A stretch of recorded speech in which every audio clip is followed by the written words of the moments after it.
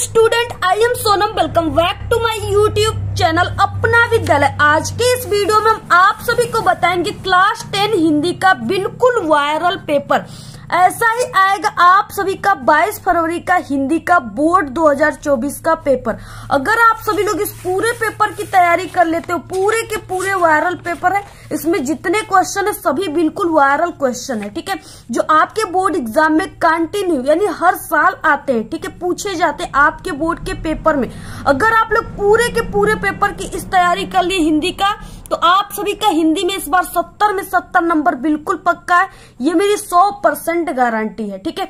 अगर आप लोग इस पूरे पेपर की तैयारी कर लेते हो तो आप सभी लोग 22 फरवरी को हिंदी के पेपर में बिल्कुल आग लगा कर आओगे, पूरे के पूरे आंसर आप लोग छाप कराओगे, बिल्कुल धुआं धुआं कर दोगे आप लोग 22 फरवरी हिंदी के पेपर में, ठीक है। जितने भी क्वेश्चन आपके पेपर में आएंगे सभी बिल्कुल इसी पेपर से आएंगे। 100% बिल्कुल असली और रियल पेपर है, यानी 100% बिल्कुल क्या है, रियल पेपर है, ठीक है। और यहाँ पे देखिए सबसे पहले कि ये सबसे वायरल संकेतांक है, ठीक है। आप सभी का 2024 बोर्ड एग्जाम होगा, ठीक है, 2024 में होगा, तो ये 824 का है, यानी ये सबसे अब तक का सबसे वायरल संकेतांक पेपर हिंदी का जो है तो वो यही है, यानी सबसे अधिक जिलों में यही पेपर इस बार आएगा, यही वाला संकेतांक। आप लोग इस संकेतांक को किसी जगह आप लोग कॉपी पर इसे नोट कर लीजिए, बिल्कुल यही संकेतांक का पेपर आएगा, ठीक है, 824 KD। इसके बाद देखिए यहाँ पे सबसे पहले आपको अनुक्रमांक लिखने के लिए रहेगा और यहाँ पे आपको अपना नाम, और यहाँ पे देखिए ये जो है ये 2024 का है और हिंदी का पेपर है। इसमें जो आपको समय मिलेगा वो 3 घंटे 15 मिनट का समय मिलेगा, ठीक है। और इसमें जो पूर्णांक रहेगा तो आप सभी का यानी कि 70 नंबर का पूर्णांक रहेगा। अगर आप लोग इस पूरे पेपर की अच्छे से तैयारी कर लेते हो तो आप लोग पूरे 70 में 70 नंबर लेकर आओगे, ठीक है। इसके बाद देखिए कुछ निर्देश दिए हैं जो कि 15 मिनट आपको इस प्रश्न पत्र को पढ़ना है। इसमें 2 खंड है, खंड अ और खंड ब है। खंड अ में ऑब्जेक्टिव क्वेश्चन है, बहुविकल्पी 20 MCQ क्वेश्चन है, जिसका आंसर आप सभी को OMR शीट पे नीले और काले बॉल पॉइंट पेन का मतलब डार्ट पेन से आप सभी को देना है, यानी इस तरह से जो पेन होता है। उसके बाद ठीक है, यानी आप सभी को क्या है कि सबसे पहले की खंड अ है जिसमें बहुविकल्पी प्रश्न है, ठीक है। तो सबसे पहले देखिए आप लोग इस वीडियो को सभी स्टूडेंट, जितने भी स्टूडेंट वीडियो को देख रहे हैं, सबसे पहले आपसे रिक्वेस्ट है कि आप लोग लाइक कर दीजिए, क्योंकि यहाँ पे हम आपको पूरे के पूरे उत्तर के साथ इस पेपर को बताएंगे, बहुत ही मेहनत से इस पेपर को बताएंगे और 100% आपको समझा कर बताएंगे। देखिए पूरे के पूरे ये लिखित उत्तर आप सभी को बताएंगे कैसे आपको बोर्ड के हिंदी की कॉपी में लिखना है, जिससे आपको एग्जामिनर जो है खुश होकर पूरे के पूरे 70 नंबर दे, ठीक है। यानी लिखने का तरीका क्या होता है, सभी चीजें हम आपको बताएंगे। तो आप लोग सबसे पहले इस वीडियो को लाइक, चैनल को सब्सक्राइब, बेल आइकन को प्रेस कर दीजिए, इस वीडियो को अपने सभी दोस्तों में शेयर कीजिए, ठीक है। तो यहाँ पे सबसे पहला क्वेश्चन है, बहुत ही वायरल है, जो कि 100% बिल्कुल वेरी इंपॉर्टेंट है और पेपर में पूछा जाएगा। बिखरे पन्ने के लेखक हैं, 4 ऑप्शन है, यशपाल, ठीक है, बी ऑप्शन है पद्मलाल पुन्नालाल बख्शी, इसके बाद जैनेन्द्र, इसके बाद अज्ञेय, जिनका पूरा नाम सचिदानंद हीरानंद व तस्यान अज्ञेय है, ठीक है। तो बिखरे पन्ने के लेखक जो है वो पद्मलाल पुन्नालाल बख्शी हैं, ऑप्शन यहाँ पे बी राइट है। और ये जो है ये आप सभी के क्लास 10th में, ठीक है, ये पद्मलाल पुन्नालाल जो है लेखक भी है, इनका जीवन परिचय भी काफी इंपॉर्टेंट है। आगे हम आपको सभी इंपॉर्टेंट जीवन परिचय भी बताएंगे बिल्कुल लिखित रूप से। दूसरा क्वेश्चन है, सन्यासी कृति के लेखक हैं, ठीक है, इलाचंद्र जोशी, नागेंद्र मोहन, राकेश और अज्ञेय, ठीक है। तो सन्यासी कृति के लेखक Ilachandra Joshi, option A right है। माटी की मूर्ति किस विधा की रचना है? देखिए जितने भी क्वेश्चन है ये आपके पेपर में आए हुए क्वेश्चन है, समझिए, ठीक है, और इस बार भी बिल्कुल छप चुका है। तो यहाँ पे रेखा चित्र है, यहाँ पे विधा पूछ रखा है, ठीक है, यानी कि ये नाटक है, एकांकी है, निबंध है, या रेखा चित्र है, या उपन्यास है, या आत्मकथा है, ठीक है, क्या है। तो माटी की मूर्ति जो है ये क्या है, यानी ये किस विधा की रचना है, तो ये रेखा चित्र है, ऑप्शन यहाँ पे ए राइट है। डायरी विधा के प्रसिद्ध लेखक जो है किन्हें माना जाता है, तो डायरी विधा के प्रसिद्ध लेखक कौन है, घनश्याम दास बिड़ला, या धीरेन्द्र वर्मा, या लक्ष्मीकांत वर्मा, या ये सभी, ठीक है। तो वो डॉक्टर धीरेन्द्र वर्मा है, ऑप्शन यहाँ पे बी राइट है, जिनका प्रमुख डायरी है मेरी कॉलेज की डायरी, ठीक है, आप लोग इसको नोट कर लीजिएगा। नेक्स्ट 5वां क्वेश्चन, डॉक्टर नागेंद्र प्रसिद्ध हैं किसमें है? आलोचक के रूप में, कवि के रूप में, नाटककार के रूप में, कहानीकार के रूप में। ठीक है, तो वो आलोचक के रूप में प्रसिद्ध है। ऑप्शन फर्स्ट राइट है। नेक्स्ट है 6वां, भिखारी दास किस काल के कवि हैं? देखिए आप सभी के ऑब्जेक्टिव में ये नहीं कि सिर्फ रचना और कवि ही पूछे जाएंगे। ठीक है, यानी किस काल के कवि हैं, प्रसिद्ध उनकी क्या रचनाएं हैं, किस विधा की रचना, ये सब आपसे पूछे जाएंगे। ठीक है, और उसका समय सीमा क्या है, ऐसे आप सभी के यानी कि हिंदी में पूछा जाएगा क्वेश्चन। इसलिए हम कहते हैं कि आप लोग सभी टाइप के क्वेश्चन को तैयार कीजिए। ठीक है, जो कि हमारे चैनल पे ही मात्र सभी टाइप के हिंदी के क्वेश्चन को तैयारी कराया जा रहा है। डेली हम आप सभी को, ठीक है, यानी 50 से 40 क्वेश्चन हिंदी का और आल सब्जेक्ट का ऑब्जेक्टिव देते हैं। अगर आप लोग नहीं देखे हो तो चैनल पे आप लोग डेली विजिट करके पूरे ऑब्जेक्टिव क्वेश्चन को जरूर देखिए। इसके बाद देखिए भिखारी दास किस काल के कवि हैं? तो भिखारी दास जो है वो रीतिकाल के कवि। ऑप्शन सी राइट है। नेक्स्ट है रीतिकाल की समय सीमा है, यानी रीतिकाल की समय कब से कब तक माना जाता है? ठीक है, रीतिकाल का समय जो है 7 यानी कि 1700 से 1900 ईस्वी तक माना जाता है। सन 1700 से 1900 ईस्वी तक। ऑप्शन बी राइट है। नेक्स्ट क्वेश्चन देख लेते क्या है।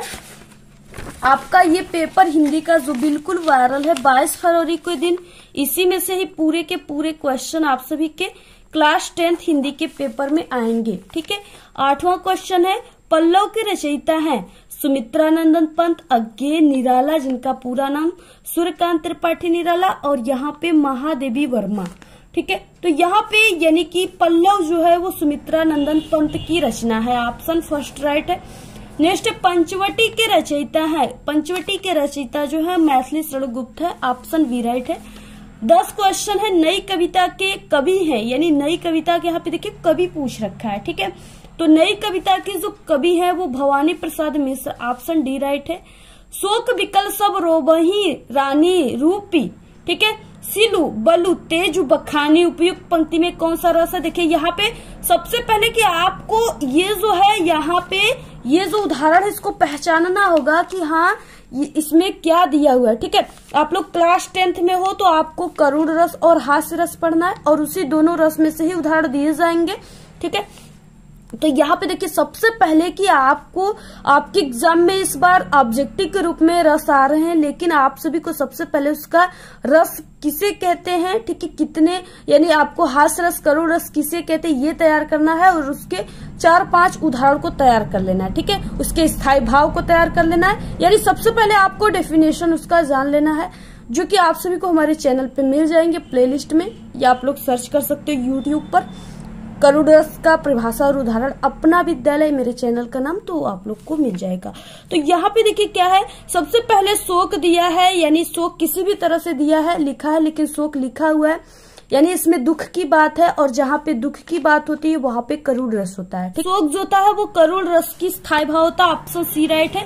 नेक्स्ट है 12 क्वेश्चन, अर्थालंकार नहीं है, यानी इसमें से अर्थालंकार जो है वो नहीं है। कौन सा नहीं है? तो वो यमक अलंकार जो है अर्थालंकार नहीं है। बाकी आप सभी को क्लास 10th में उपमा, रूपक और उत्प्रेक्षा ये तीनों अलंकार को पढ़ना है। नेक्स्ट है 13 क्वेश्चन, बदहू गुरुपद कंज कृपा सिंधु नर रूप हरि, ठीक है, महामोहतम पुंज जासु बचन रविकर निकट में छंद है। आपको सोरठा और रोला क्लास 10th में 2 छंद पढ़ना है। तो यहाँ पे क्या हो जाएगा, दोहा है या सोरठा है, रोला है या चौपाई है। ठीक है, तो यहाँ पे जो है सोरठा है, सोरठा छंद। ऑप्शन बी राइट है।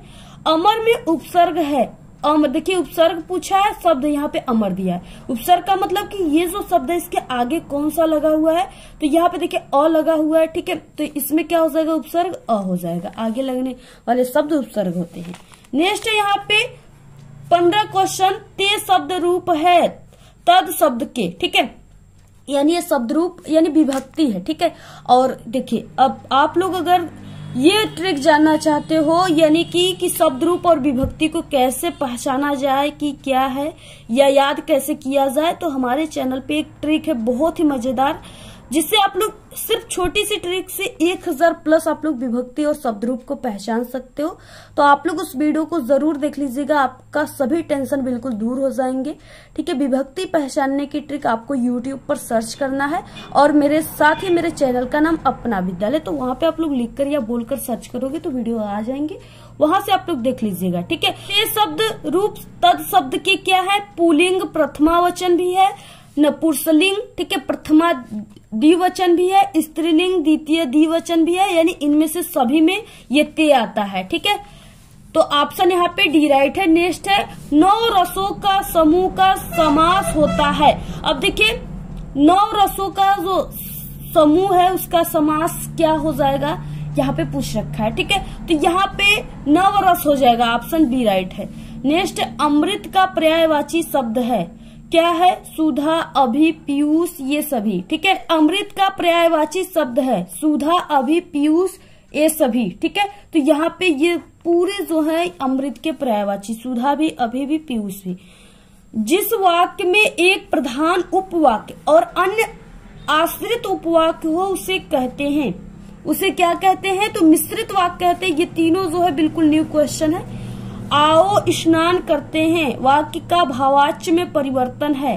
ठीक है, तो इसका भावाच्य में परिवर्तन क्या हो जाएगा, आओ स्नान किया जाए, ऑप्शन सी राइट है। नेक्स्ट है हिंदुस्तान वह सब कुछ है जो आपने समझ रखा है, लेकिन वो इससे भी ज्यादा है, रेखांकित भाव का पद परिचय आप सभी को देना है। ठीक है, तो यहाँ पे ये अभय है यानी अव्यय है और समूच बोधक है। ठीक है, ऑप्शन यहाँ पे ए राइट है, 20 का ए राइट है। तो ये 20 ऑब्जेक्टिव क्वेश्चन थे। आप सभी लोगों का इसमें से कितने ऑब्जेक्टिव क्वेश्चन ऑनेस्टी के साथ बताइएगा, कितने ऑब्जेक्टिव क्वेश्चन आपके राइट हुए। ठीक है, आता है खंड ब जिसमें वर्णनात्मक प्रश्न है। ठीक है, और इसमें क्या है 21 क्वेश्चन है, जिसमें गद्यांश दिया हुआ है और 2 गद्यांश दिए हुए, एक यहाँ पे गद्यांश है और ये एक अथवा करके है। दोनों में से आपको किसी एक का है, यानी एक गद्यांश के ही नीचे दिए गए प्रश्नों के 3 उत्तर आप सभी को देना है। पर क्वेश्चन 2-2 नंबर के, यानी पूरे ये गद्यांश 6 नंबर का है।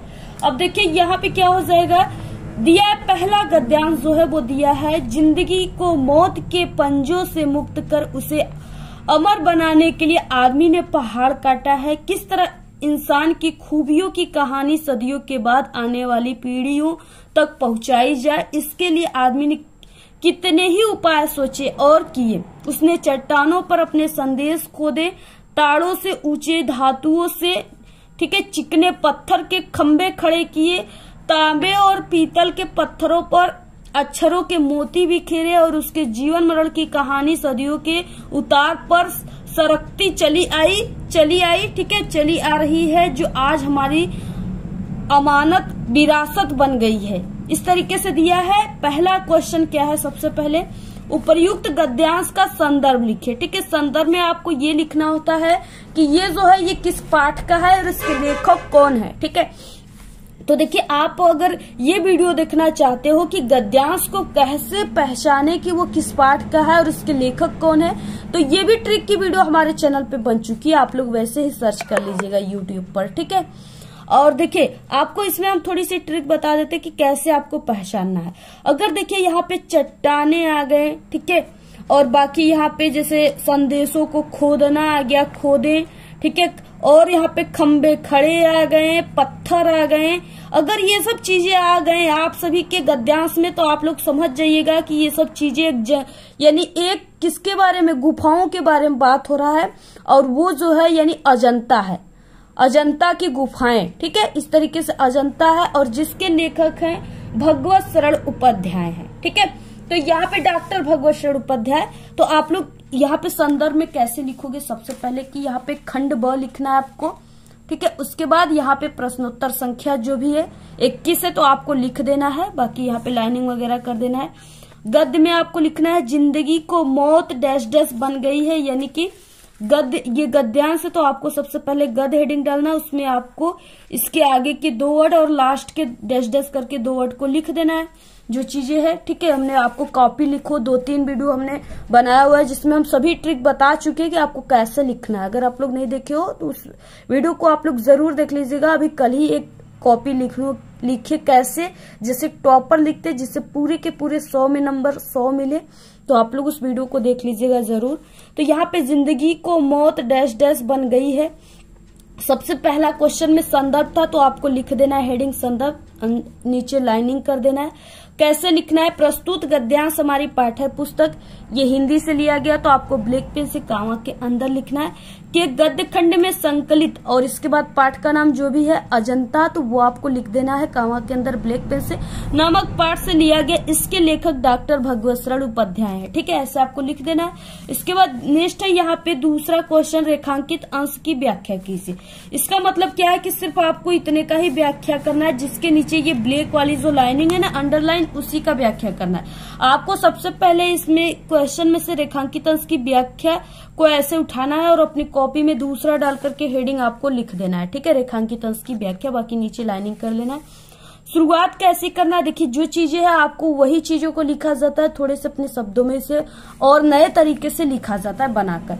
तो रेखांकित अंश की व्याख्या में क्या हो जाएगा, इस पंक्ति में लेखक कहते हैं कि अपने जीवन को मृत्यु के चंगुल से स्वतंत्र करके उसे अमर बना देने की कामना मनुष्य अनादिकाल से करता चला आ रहा है। वो केवल कामना ही करता नहीं आ रहा है, वरन इसके लिए वो निरंतर अथक प्रयास भी करता रहा है। ठीक है, बाकी आगे क्या हो जाएगा, करता रहा है। वो अपने शरीर को तो अमर न बना सका, किंतु अपने जीवन के अविस्मरणीय पलों को अमर बनाने में अवश्य सफल रहा है। इसके लिए उसने पर्वत की गुफाओं को काटकर अपने जीवन के उन पलों को उनमें से, ठीक है, उनमें यानी उकेर कर उन्हें सदैव के लिए अमर कर दिया है। इसके अतिरिक्त भी मनुष्य ने अपनी विशेषताओं की कहानियों से सदियों के बाद आने वाली पीढ़ियों का परिचय कराने के लिए अनेक उपाय सोचे और मूर्त रूप में भी प्रदान किया। यानी आप लोग देखे होंगे जो पहले के राजा महाराजा थे, वो लोग क्या करते थे, एक मकबरा बनाते थे जिसमें वो अपनी मूर्तियों को भी बनाकर रखते थे। ठीक है, और अपनी संस्मरण के लिए, अपनी यादों के लिए कई प्रकार की जो रानियां महारानियां थे उनके भी चित्रों को बनाया करते थे, और उनकी कैसी शैली थी, वो किसका पूजा करते थे। ठीक है, सभी चीजों के वो बनाकर, यानी पत्थरों पर पहले बनता था तो पत्थरों पर लोग बनाकर रखते थे। ठीक है, इसके बाद देखिए इसमें क्वेश्चन है, ये क्या है कि इंसान की खूबियों को अगली पीढ़ियों तक पहुंचाने के लिए आदमियों ने कौन कौन से उपाय किए। इसका आंसर आपको इसी में से ढूंढने से मिल जाता है। आपको देखिए हम 100% बिल्कुल अच्छे से ट्रिक और टिप्स के साथ समझा रहे हैं, ऐसा आपको कोई नहीं बताएगा ये तरीका। ठीक है, आप लोग कम से कम इस वीडियो पर आप लोग 1000 लाइक जरूर कीजिएगा, और इस वीडियो को आप लोग अपने इतने दोस्तों में शेयर कीजिएगा कि कम से कम, ठीक है, 1000 लाइक जरूर आना चाहिए। अगर इस पे 1000 लाइक आ गया तो हम ऐसे ही सभी वायरल पेपर आप सभी के क्लास 10th के ऑल सब्जेक्ट का वीडियो बहुत जल्दी आप सभी को दे देंगे। ठीक है, तो यहाँ पे देखिए इसका आंसर क्या हो जाएगा तीसरे का। सबसे पहले कि इसमें क्या है, इंसान की खूबियों को अगली पीढ़ियों तक पहुंचाने के लिए आदमियों ने कौन कौन से उपाय किए। ठीक है, तो ये चीजें आप सभी को सबसे पहले इसमें ढूंढना है। इसमें से कोई भी वर्ड इस पैसेज में मिल जाए, समझे उसी जगह इसका आंसर हो गया। ठीक है, जैसे यहाँ पे खूबियां हो गया, इंसानों की खूबियां। ठीक है, और यहाँ पे देखिए, यहाँ पे इंसान की खूबियां यहां से लेकर के, ठीक है, और यहाँ तक, यानी यहाँ तक आप लोग लिख सकते हो कहीं तक, मोती बिखरे और उसके जीवन मरण की कहानियों सदियों से उतारती चली आई। ठीक है, इस तरीके से आपको यहाँ तक, यानी यहाँ से लेकर के यहाँ तक भी आप लोग लिख सकते हो, बाकी यहाँ तक भी आप सभी लोग लिख सकते हो, यहाँ तक। ठीक है, जैसे यहाँ पे देखिए वही चीजें हमने लिखा है, इंसान की खूबियों की कहानी सदियों के बाद आने वाली पीढ़ियों तक पहुंचाई जाए, इसके लिए आदमियों ने कितने ही उपाय सोचे और किए। उसने चट्टानों पर अपने संदेश खोदे, तारों से ऊंचे धातुओं से चिकने पत्थर के खंभे खड़े किए। ठीक है, यही सब चीजें आपको कैसे लिख देना है, ऐसे लिख देना है। देखिए, इंसान की विशेषताओं को पीढ़ियों तक पहुंचाने के लिए आदमियों ने चट्टानों पर अपने संदेश खोदे, चिकने पत्थर के खंभे खड़े किए, तांबे और पीतल के पत्थरों पर अक्षरों के मोती बिखरे और सदियों से सरकती चली आ रही है, जो हमारी अमानत विरासत बन गई है।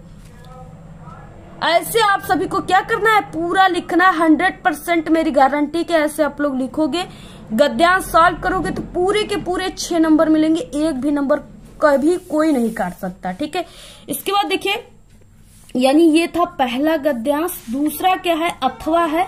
दूसरा गद्यांश में दिया है, मैं तो यही समझता हूँ कि यदि हमें अपने समाज और देश में उन सब अन्यायों और अत्याचारों की पुनरावृत्ति नहीं करनी है, ठीक है, यहाँ से लेकर के तौली जानी चाहिए, यहाँ तक पूरा दिया हुआ है। अब देखिए इसके यानी ये किस पाठ से सबसे पहले संदर्भ बोला गया, तो ये किस पाठ से है और इसके लेखक कौन है, ठीक है। तो ये जो है यानी ये जो पाठ है ये भारतीय संस्कृति से लिया गया है। किससे?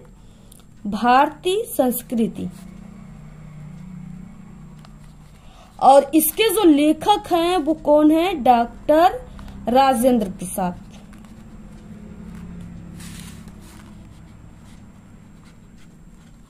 ठीक है, तो आप लोग यहाँ पे संदर्भ में इन्हीं को लिख दीजिएगा, बाकी रेखांकित अंश की व्याख्या में सिर्फ आपको यहाँ से यहाँ तक करना है। इसके बाद एक क्वेश्चन है जिसका आंसर आपको इसी में से जैसे हमने बताया उस ट्रिक से ढूंढकर आप लोग लिख लीजिएगा। ठीक है, इसका आंसर हम आप सभी को यानी ऐसे ही बता दिए। आप लोग इसको अपने से लिखने का प्रयास करोगे तो आप लोग काफी अच्छे तरीके से इसको समझ जाओगे। ठीक है, इसके बाद नेक्स्ट आ गया 22 क्वेश्चन। निम्नलिखित पद्यांशों में से किसी एक के नीचे दिए गए प्रश्नों का उत्तर आप सभी को देना है। ये भी 6 नंबर का है। ठीक है, इस तरीके से 6 नंबर का है। दिया हुआ है, चरण कमल बंदो हरिराई, जाकी कृपा पहुगिरी लांघे, अंधे को सब कुछ दर्शाई, बहिरे सुने गुण पुनि बोले, रंग चले सिर छत धराई, सूरदास स्वामी करुणामय, बार बार बंदो तिह पाई। इस तरीके से दिया हुआ है। इसमें पहला में संदर्भ है, तो कैसे आपको लिखना है, तरीके से प्रश्नोत्तर संख्या 22 का क। ठीक है, इसके बाद पद है तो पद, पद्यांश है तो चरण कमल डैश डैश तिह पाई, यानी जो चीजें हमने आपको बताया कि शुरुआत के आपको 2 वर्ड और लास्ट के 2 वर्ड को आप है तो पद आपको हेडिंग डालकर लिख देना है। ठीक है, हिंट्स के रूप में, तो इस तरीके से लिख देना है। संदर्भ पहला क्वेश्चन था। प्रस्तुत पद्यांश है तो पद्यांश हमारी पाठ्य पुस्तक हिंदी काव्य खंड या पद खंड में संकलित पद नामक पाठ से लिया गया है। इस पाठ के रचयिता सूरदास जी हैं। ठीक है, ऐसे आपको लिखना है। बाकी यहाँ पे क्या है, रेखांकित अंश की व्याख्या में आपको व्याख्या सिर्फ इतने ही चीजों का करना है। क्या हो जाएगा व्याख्या, मैं उस ईश्वर के कमलवत चरणों की वंदना करता हूँ जिनकी कृपा से लंगड़ा व्यक्ति पर्वत पर चढ़ जाता है, अंधे को सब कुछ दिखाई देने लगता है, बहरा व्यक्ति सुनने लगता है और गूंगा व्यक्ति बोलने लगता है और निर्धन व्यक्ति सिर पर छत्र धारण कर चलने लगता है। ठीक है, इसके बाद क्या है नेक्स्ट क्वेश्चन में कि चरण कमल बंदो हरिराई में कौन सा अलंकार है, तो यहाँ पे जो है यहाँ पे रूपक अलंकार है। ठीक है, आप लोग नोट कर लीजिएगा रूपक अलंकार, तो इस तरीके से आप लोग लिख लीजिएगा। ठीक है, यहाँ पे रूपक अलंकार। इसके बाद देखिए नेक्स्ट है यहाँ पे अथवा क्वेश्चन करके है। यहाँ पे इस तरीके से मेवाड़ केसरी देख रहा है, केवल रण का न तमाशा था, वो दौड़ दौड़ करता था रण, वो मान रक्त का प्यासा था, चढ़कर चेतक पर धूम धूम करता, सेना रखवाली था, ले महामृत्यु को साथ साथ मानो प्रत्यक्ष कपाली था। इस तरीके से दिया है। ये भी 6 नंबर का है, यानी अथवा है, दोनों में से किसी को करना है। सबसे पहले यहाँ पे संदर्भ दिया है, तो देखिए यहाँ पे मेवाड़ केसरी और यहाँ पे लड़ने की बात कही गई है, तो ये जो है यानी यहाँ पे संदर्भ में हो जाएगा। इसका पाठ का नाम जो रहेगा वो यहाँ पे हल्दी घाटी रहेगा, हल्दी घाटी। ठीक है, और इसके जो लेखक हो जाएंगे श्याम नारायण पांडे से ये क्या हो जाएंगे, ये हल्दी घाटी के कवि हो जाएंगे। आपको ऐसे ठीक है लिख लेना। बाकी रेखांकित अंश की व्याख्या में आपको इतना लाइन का करना है। और इसके बाद इसमें उपयुक्त पद्यांश में कौन सा रस है, तो इसमें जो है वीर रस है। ठीक है, वीर का बात कहा गया है तो इसमें वीर रस है। तो आप सभी लोग यहाँ पे ठीक है यहाँ पे क्या करेंगे, वीर रस लिख देंगे, वीर रस। तो इस तरीके से आप सभी को लिखना है। ठीक है, यानी जहां पे इस तरीके से उत्साह की बात कही जाए, कोई वीरता की बात कही जाए, वहां पे वीर रस हो जाता है। तो इस तरीके से इसमें वीरता का ही बात कहा गया है, लड़ाई झगड़े के बारे में। ठीक है, किस तरह से युद्ध करना है, तो यहाँ पे वीर रस हो जाएगा। 23 क्वेश्चन निम्नलिखित संस्कृत गद्यांशों में से ठीक है किसी एक का संदर्भ सहित आपको हिंदी अनुवाद करना है। 2 नंबर संदर्भ पे, 3 नंबर हिंदी अनुवाद पे, टोटल 5 नंबर का क्वेश्चन है।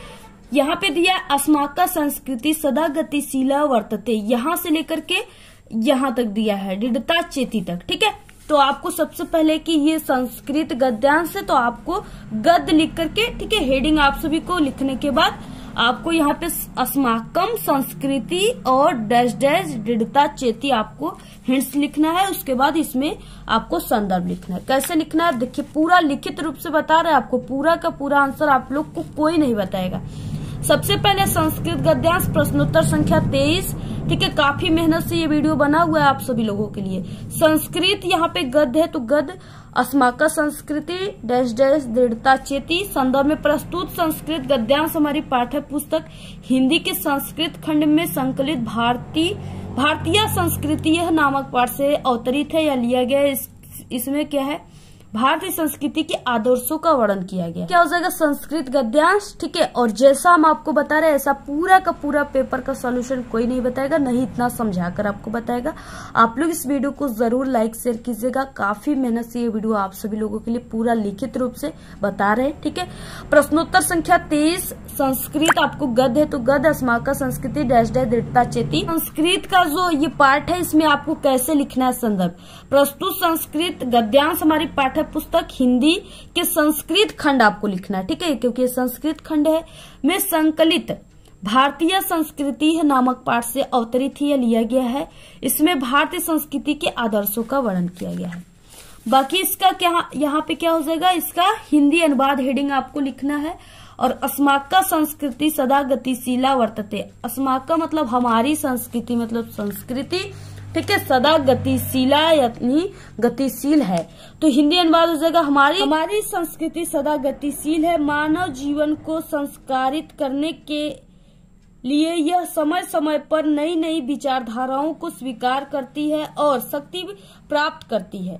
यह हठ नहीं है, इसकी गतिशीलता का रहस्य मानव जीवन के सदा, ठीक है, रहने वाले आदर्शों जैसे कि सत्य की प्रतिष्ठा, सभी की क्या हो जाएगा, सभी प्राणियों में संभाव, विचारों में उदारता और आचरण में दृढ़ता में निहित है, ठीक है। इस तरीके से पूरा आपको करना है। स्क्रीनशॉट आप लोग पूरा ले लिए होंगे। इसके बाद नेक्स्ट है अथवा क्वेश्चन। पूरा जितना भी बता रहे आप लोग स्क्रीनशॉट लेते जाइएगा, ठीक है।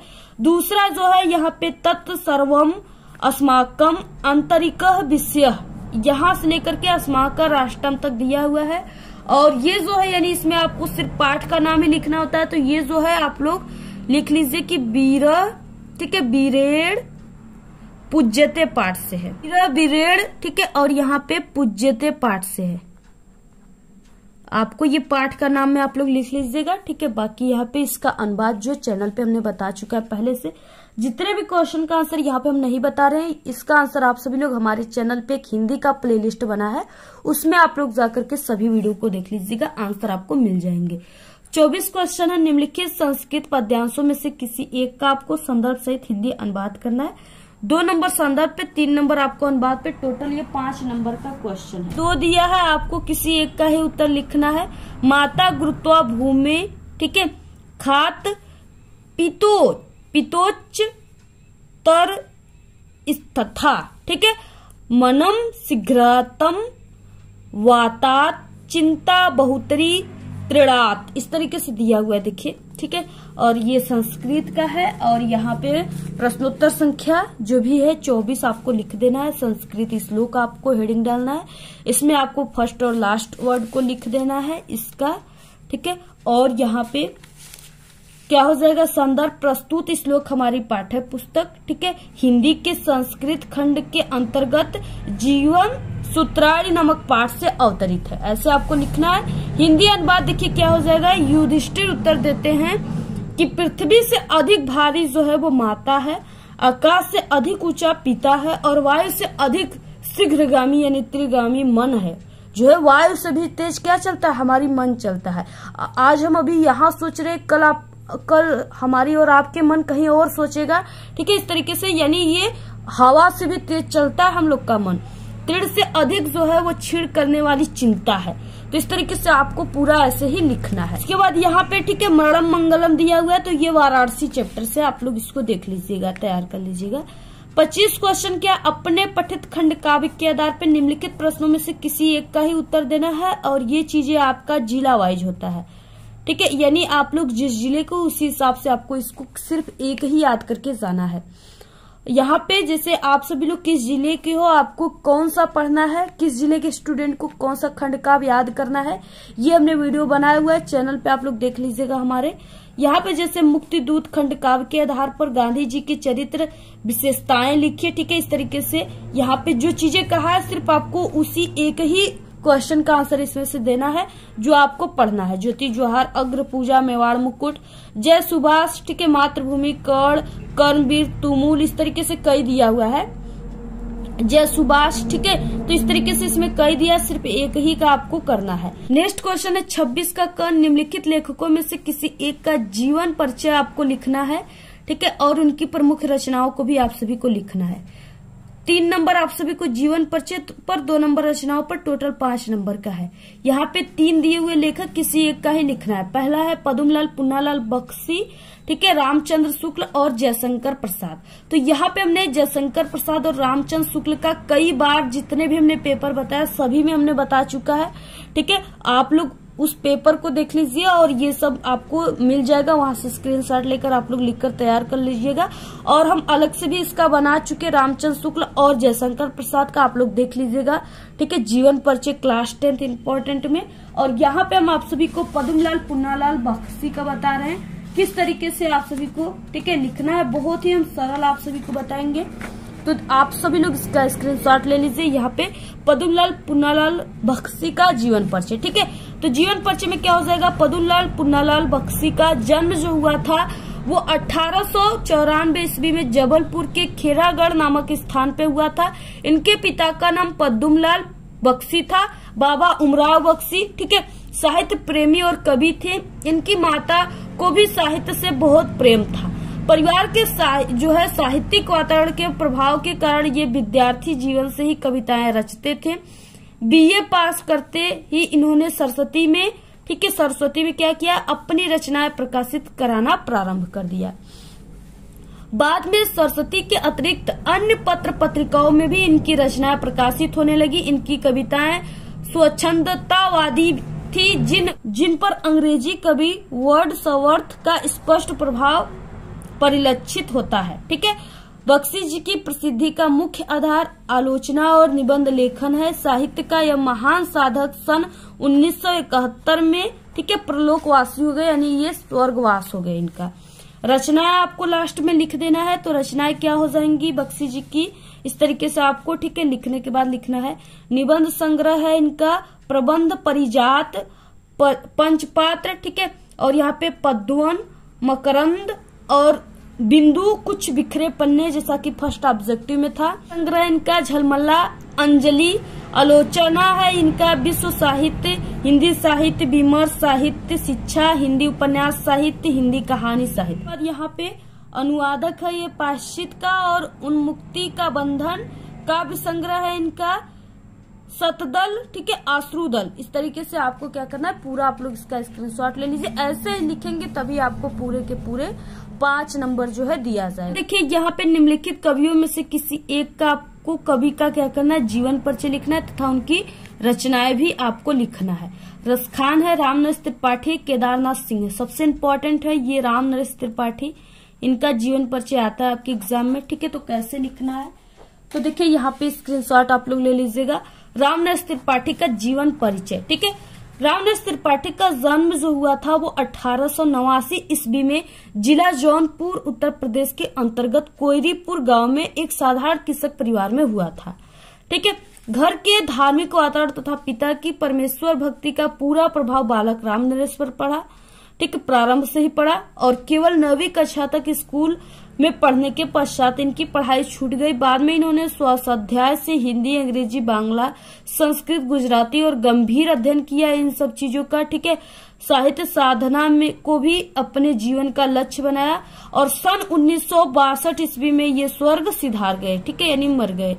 तो इतना आप सभी को लिखना है। बाकी आप लोग आगे का भी, ये साहित्यिक परिचय के टाइप का है, इसमें आगे भी आप लोग लिख सकते हो। और इसके बाद इनकी जो रचनाएं हैं प्रमुख वो इस तरीके से है, आप लोग यहाँ पे लिख लीजिएगा।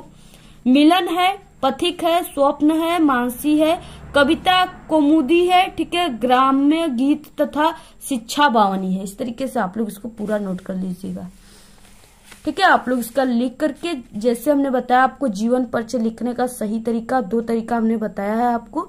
ठीक है, आप लोग उस वीडियो को देख लीजिएगा और वहां से जैसे हमने बताया वैसे ही आपको लिखना है, तभी आपको 5 नंबर पूरे मिलेंगे। नेक्स्ट क्वेश्चन 27 है कि अपनी पाठ्य पुस्तक से कंठस्थ की कोई एक श्लोक लिखना है। जो आपको इस प्रश्न पत्र में न आया हो वही आपको लिखना है, 2 नंबर का है। ठीक है, तो आप सभी लोग लिख सकते हो, यानी कि अब्दो दुर्गामि च साक्षरो न च पंडिता, ये वाला भी लिख सकते हो। और आप लोग सर्वे भवन्तु सुखिनः सर्वे सन्तु निरामया सर्वे भद्राणि पश्यन्तु मा कश्चित् दुःख भाग्भवेत्, ये भी लिख सकते हो। ठीक है, आप लोग 2-3 याद कर लोगे, जिसमें से आप लोग लिख लोगे, नोट कर लीजिएगा। 28 क्वेश्चन है जो कि बिल्कुल न्यू क्वेश्चन आपके हिंदी के पेपर में इस बार बढ़ा हुआ है। अपनी खराब आर्थिक स्थिति का हवाला देते हुए पूर्ण शुल्क मुक्ति के लिए अपने विद्यालय के प्रधानाचार्य को एक पत्र लिखिए। 4 नंबर का है, 2 दिया आपको, किसी एक के बारे में ही लिखना है। दूसरा है जिलाधीश न्यायालय में पुस्तकालयाध्यक्ष के रिक्त पद पर नियुक्ति हेतु उन्हें एक आवेदन पत्र लिखना है। ठीक है, दोनों में से आपको किसी एक को ही लिखना है। तो यहाँ पे देखिए सबसे फर्स्ट वाले का आंसर क्या हो जाएगा, तो यहाँ पे पत्र लेखन शुल्क मुक्ति के लिए यानी फीस माफी के लिए। ठीक है, क्या हो जाएगा, सेवा में प्रधानाचार्य, जो भी आपका स्कूल कॉलेज का नाम रहेगा आप लोग लिख सकते हो। यहाँ पे हमने किसी भी कॉलेज का नाम लिख दिया। विषय है शुल्क मुक्ति के लिए प्रधानाचार्य को प्रार्थना पत्र। महोदय, सविनय निवेदन है कि मैं आनंद पब्लिक स्कूल में कक्षा 10 का विद्यार्थी हूँ।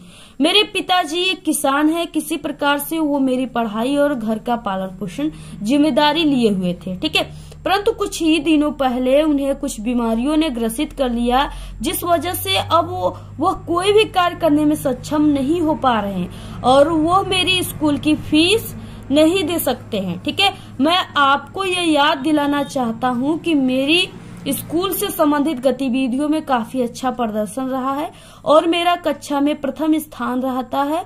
ठीक है, आपसे विनम्र निवेदन है कि आप मेरी शुल्क को यानी फीस को पूर्णतः माफ कर दें, जिस वजह से मैं अपनी पढ़ाई को आगे बढ़ा सकूं और मैं आपका बहुत बड़ा आभारी रहूंगा। ठीक है, आपका आज्ञाकारी शिष्य में आप सभी को नाम बोर्ड में नहीं लिखा जाता है, तो क ख ग क्लास जो भी है 10 तो लिख देना है। दिनांक आपको 22/2/2024 यानी जो भी दिनांक है आप लोग लिख दीजिएगा। ठीक है, और इसका आप लोग पूरा स्क्रीनशॉट ले लीजिए। ऐसे ही आप सभी को लिखना है, जहाँ पे हमने कामा लगाया, जहाँ पे कामा लगाना है, जैसे हमने लिखा वैसे आपको पूरा लिखना है। Next 29 question. ठीक है, और बाकी इसका आंसर आपको हमारे चैनल पे ही मिल जाएगा। 29 क्वेश्चन है कि निम्नलिखित प्रश्नों में से किन्हीं 2 प्रश्नों का उत्तर आपको संस्कृत में देना है। 2 नंबर का है, 2 ही का देना है, 4 क्वेश्चन दिया है। पहला है वाराणसी नगरी कस्या कूले स्थिता। ठीक है, तो यहाँ पे आपको लिखना कैसे है, इस तरीके से, वाराणसी गंगाया कूले स्थिता। ठीक है, इसके बाद वीर केन पूज्यते, तो वीर वीरेण पूज्यते। ठीक है, इसके बाद अमुखोपि क स्फुट वक्ता भवति, यानी बिना मुख का कौन स्पष्ट बोल सकता है, तो वो पत्र है। ठीक है, यानी पत्रम। मुखोपि पत्रम स्फुट वक्ता भवति। इसके बाद यहाँ पे नीच संगेन का वर्धते, यानी नीचों का संगति करना। ठीक है, क्या बढ़ता है नीचों की संगति करने से, यहाँ पे हो जाएगा आंसर नीच संगेन। ठीक है, यहाँ पे दुशीलता वर्धते। इस तरीके से आपको पूरा ऐसे ही लिख लेना, आप लोग इसका स्क्रीनशॉट ले लीजिए। नेक्स्ट क्वेश्चन है 30। इसमें है कि निम्नलिखित विषयों में से किसी एक विषय पर आपको निबंध लिखना है, जो सबसे अधिक नंबर का है, 7 नंबर का। ठीक है, व्यावसायिक शिक्षा का महत्व, किसी यात्रा का वर्णन, आप लोग बहुत यात्रा करते हो। ठीक है, आप लोग उन्हीं यात्राओं में से किसी एक यात्रा का वर्णन कर दीजिएगा। जीवन में परोपकार का महत्व और स्वदेश प्रेम सबसे इम्पोर्टेंट है, जो आपके एग्जाम में भी हर साल आता है। ठीक है, बाकी जो प्रदूषण है इसका हम सबका बता चुके हैं, आप लोग देख लीजिएगा। देखिए क्या हो जाएगा आंसर, आप सभी को पूरा स्क्रीनशॉट आप लोग ले लीजिए इसका। स्वदेश प्रेम पर निबंध। ठीक है, प्रस्तावना सबसे पहले इंट्रोडक्शन हेडिंग रहेगा, इसमें आप सभी लोग को, ठीक है, इसके बारे से इसके ही रिलेटेड आपको कुछ लिखना है। स्वदेश की महत्व हेडिंग है, स्वदेश प्रेम का महत्व, तो आप लोग इसका स्क्रीनशॉट ले लीजिए। स्वदेश प्रेम के प्रकार, स्वदेश प्रेम के उदाहरण क्या है, स्वदेश प्रेम के फायदे क्या है, स्वदेश प्रेम का पर्याय क्या है, और उपसंहार सबसे लास्ट हेडिंग रहेगा। ठीक है, तो आप सभी लोग पूरा स्क्रीनशॉट लेकर ऐसे ही पूरा आप लोग लिख लीजिएगा। ठीक है, जैसे प्रस्तावना में है कि स्वदेश प्रेम भारतीय समाज के लिए एक महत्वपूर्ण भावना है। ये भावना हमारे देश के प्रति अपनी विशेष स्नेह भावना और कर्तव्य भावनाओं को दर्शाती है। ठीक है, स्वदेश के महत्व में हमारे हमारा स्वदेश हमारे जीवन का महत्वपूर्ण हिस्सा होता है। ये वास करने वाले ही हमारे समाज, संस्कृति और भाषा का हिस्सा बनते हैं, जिससे हमारा संबंध मजबूत होता है। स्वदेश प्रेम का महत्व, स्वदेश प्रेम हमारे देश के उन्नति और विकास के लिए महत्वपूर्ण है। यह एकता, भारतीयता और समरसता की भावना को बढ़ावा देता है। ठीक है, जैसे हमने आपको बहुत ही सरल तरीके से बता रहे हैं हम, आप लोग इसी तरीके से लिखेगा। आप लोग अगर इसको कॉपी में लिखोगे तो ये आपका 4 पेज में चला जाएगा। ठीक है, तो आपको 4 से 5 पेज लिखना है कम से कम। स्वदेश प्रेम के प्रकार, स्वदेश प्रेम कई प्रकार के होते हैं, जैसे कि सामाजिक स्वदेश प्रेम, सांस्कृतिक स्वदेश प्रेम और राष्ट्रीय स्वदेश प्रेम। ठीक है, स्वदेश प्रेम के उदाहरण में क्या है, विभिन्न भारतीय महापुरुषों के उदाहरण के द्वारा स्वदेश प्रेम की महत्ता को स्पष्ट करने के लिए उनके कार्यों की चर्चा की जा सकती है। नेक्स्ट है स्वदेश प्रेम के फायदे। ठीक है, स्वदेश प्रेम के अद्वितीय फायदे होते हैं, जैसे कि नागरिक साहस, गर्व और देश हित में योगदान की भावना। स्वदेश प्रेम का पर्याय क्या है, यदि स्वदेश प्रेम न हो तो यह देश के विकास में असमर्थता और विभाजन की ओर बढ़ सकता है। उपसंहार में अपने विचार देना होता है। स्वदेश प्रेम एक ऐसी भावना है जो हमें अपने देश के प्रति समर्पित बनाती है और हमें एक मतता की दिशा में अग्रसर करती है। हमें इसे अपने जीवन का महत्वपूर्ण हिस्सा बनाना चाहिए। इस तरीके से आपको पूरा लिखना है। आप लोग इसका स्क्रीनशॉट लेकर तैयार कर लीजिए, बहुत ही इंपॉर्टेंट है। ठीक है, और इस तरीके से ये जो आपको हम क्लास 10th हिंदी का पेपर बताए हैं बहुत ही वायरल है। बिल्कुल ऐसा ही पेपर आएगा आप सभी के फरवरी एग्जाम में। ठीक है, बिल्कुल सेम पेपर आएगा। अगर आप लोग पूरे पेपर की तैयारी कर लेते हो तो आपका 70 नंबर में, ठीक है, 50 से 60 नंबर तो बिल्कुल पक्का है। और नंबर जो हमने हिंदी के और पेपर बताए हैं जो कि प्लेलिस्ट में आपको मिल जाएगा, चैनल पे विजिट कर उसको तैयार कर लेते हैं तो आप सभी का पूरा 70 में 70 नंबर पक्का हो जाएगा। तो आप लोग इस वीडियो को अपने सभी दोस्तों में शेयर कीजिए। आपको अगर इसका पीडीएफ चाहिए तो टेलीग्राम चैनल को ज्वाइन कीजिए, उसका लिंक आपको इस वीडियो के डिस्क्रिप्शन में मिल जाएगा। इस वीडियो को शेयर कीजिए, लाइक कीजिए, अच्छी अच्छी प्यारी प्यारी कमेंट कीजिए। आज के इस वीडियो में सिर्फ इतना ही। आपको ये वीडियो कैसा लगा? अगर वीडियो पसंद आए तो एक बड़ा सा लाइक कर दे, चैनल पे नए तो सब्सक्राइब करके बेल आइकन को जरूर प्रेस कर दे। Thanks, all the very best, bye bye.